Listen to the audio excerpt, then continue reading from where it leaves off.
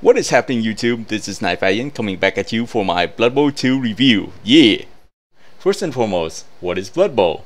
Blood Bowl is a sports game based on American football, but much more violent, played by a large variety of brutal, unhuman teams. Takes place in the Warhammer universe, and slightly nerdier. Everything about that formula sounds pretty awesome, right? Except perhaps for some of you, the only slightly nerdier part. Blood Bowl was conceived as a tabletop board game by Jervis Johnson and is the property of Games Workshop.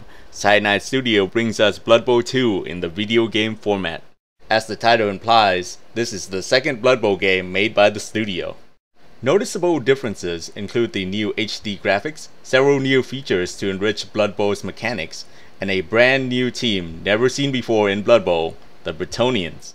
As a precursor to this review, I have played this game since the pre-order open beta, which started roughly over a week ago. I have played the previous Blood Bowl game's expansion by Cyanide Studios, Blood Bowl Chaos Edition, and before this review, I have played 2 matches on the release date to make sure that I can conduct this review as fair as possible. Alrighty, first let me explain Blood Bowl to the uninitiated, and then I will review the video game for you veterans. For those of you who are new to Blood Bowl, the game may look very daunting to get into, but it is actually really fun to learn and master. Blood Bowl is a luck-based dice game where your odds of winning heavily depends on your strategic decisions. Every decision on and off the field factors into your ability to do well and have fun. Blood Bowl is a turn-based strategy game at heart, so if you absolutely hate that gaming genre, with no chance of redemption, you should turn away from this title. That being said, I suggest to all of you to try out Blood Bowl in any medium you choose, the board game version, Blood Bowl Chaos Edition, or Blood Bowl 2. The best words I can use to describe Blood Bowl is supremely rewarding.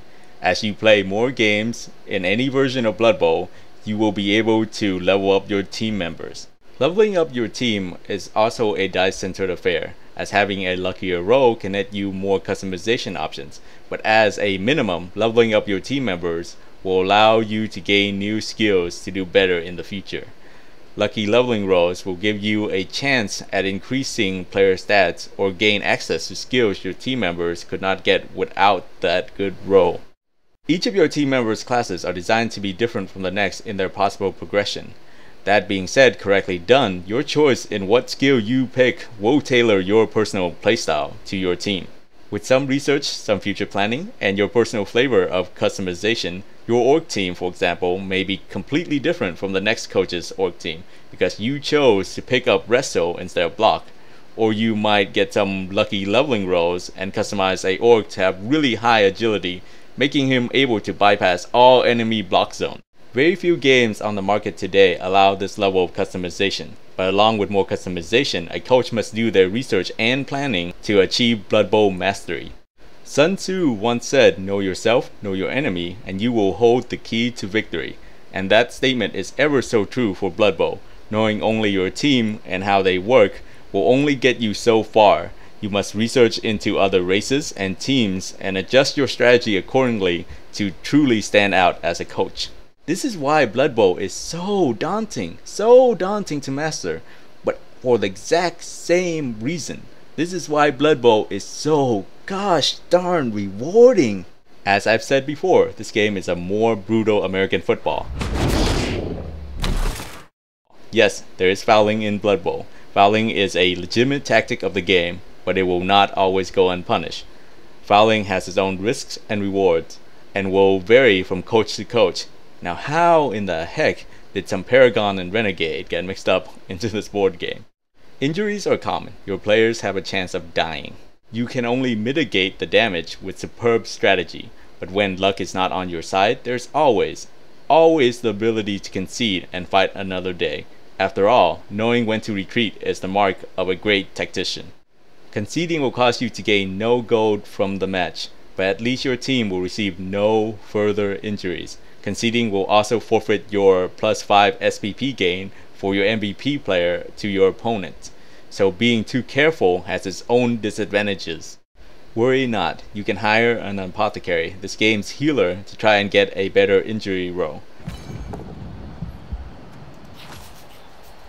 When that fails and the injury is too severe, coaches will have the option to fire the player and replace them. So do not get attached to any team member because there's always a chance to lose them. This game is definitely not for the faint of heart. But when you do well, very few games can match the satisfaction you will get from Blood Bowl. Can't really choose. Ooh. Hopefully I've sold you on Blood Bowl in general. So let us take a look at Blood Bowl 2. I only have Blood Bowl 2 on the PC, so this review will be tailored to PC gamers. The PS4 and Xbox One version may have key differences that will not be covered here. Please take a look at Blood Bowl 2's performance review on your console before you choose to purchase. Returning to Blood Bowl 2 are the on-screen match gameplay and the pre- and post-match team customization. Blood Bowl 2, like its predecessor, made sure that these foundations are solid. There is a bug where the SPP, the experience points of Blood Bowl, those numbers displayed post-match are noticeably wrong. I don't think this is right. It should be 5 out of 6. Cyanide. This is wrong. But the numbers will adjust to the accurate value when you return to your team's customization section. This bug does not affect the gameplay at all, but it can lead to several disappointing moments when you return to your team's customization and realize your players got less SPP than the number you saw previously. The frame rate seems to have improved quite a bit from the open beta version. Cyanide did promise us a more optimized experience when the game released, and as far as I can tell, they delivered on that promise. Like the first Blood Bowl 2 will not use your Steam account, but Cyanide's own Blood Bowl in-game account. You can, however, invite your Steam friends to a friendly match if they also own the game. Not returning to Blood Bowl 2 are the ability to friend and the chat lobby of the original. The community has received confirmation that the devs will look into it. Click on the dev reply at the center of the screen to take you to the Steam discussion for those interested. It is very disappointing to see that these arguably basic features will not return, but at the same time, it is somewhat reassuring that at least the devs are listening to our feedback. Does this excuse the development team for leaving out a very basic feature at launch? No. Are these missing features going to ruin your Blood Bowl 2 experience? Probably not. Yes, in the original game, the chat lobby in more instances than not was just a slugfest and an EP measuring contest. But I have also had some fairly decent conversation with the other members of the online community using that thing. For example, while I was playing on the Chaos Edition, a gentleman and I was engaged in an ongoing conversation. He was telling me about a certain purple jersey Chaos team in the league, while not knowing that I was the coach for that very team. I ended up informing him of the fact, we laughed, and I made a friend. I would rather the development team work on solid game foundations before anything else, so I will leave this matter up to your judgment. New to this game is the story-based campaign mode. It is a great way for a new coach to get started in Blood Bowl. Veteran coaches may find the mode to be slightly boring, as it is the case of any tutorial-like campaign. The majority of coaches will prefer to make our team's personal story with the online multiplayer leagues. New to leagues is a sleuth of depth never seen before. The new Cyan currency and the competition inside of leagues are just some examples. Matchmaking seems a bit different from the Chaos Edition, but with only a few matches under my belt for the released version, I cannot provide more information to you at this time. I can say that in open beta, there were some pretty odd matchmaking algorithms at work. Returning to Blood Bowl 2 is the ability to chat with your opponent during the match. Keep in mind that you will not be able to chat with your opponent after the second half's whistle blow, so say your GG's before then. Oh, it's GG. No. Oh, if you're listening to this guy, GG. Be warned, game crashes or sudden disconnection during matches will be treated as a concede. You will automatically forfeit the match. If the game client is still open, there is still a chance to reconnect as shown on the screen. New to Blood Bowl is a new key feature to spend your gold on. As any veteran may know, overspending your gold will create a massive team value inflation, causing you to fight much tougher opponents than you are ready to. Even against evenly matched opponents, they will have access to more inducement to give them an edge over your inflated team. Luckily, Cyanide introduces us to the new stadium improvement options of Blood Bowl 2. These stadiums will be tied to your team, not your coach, and the stadium improvements will not count towards your team value. Stadium improvements vary from eliminating certain luck-based kickoff events such as pitch invasion or rock throwing to making your turf a lot more painful to land on, causing failed going for it to receive a +1 to injury rolls. Foul-centric team will enjoy the referee rest area, which gives both teams a bribe for the match. Of course, the stadium upgrade gets more expensive with each additional upgrade. Improve your team's stadium enough and the sponsor option will be available. Each sponsor will eventually pay your team with gold after a certain amount of time.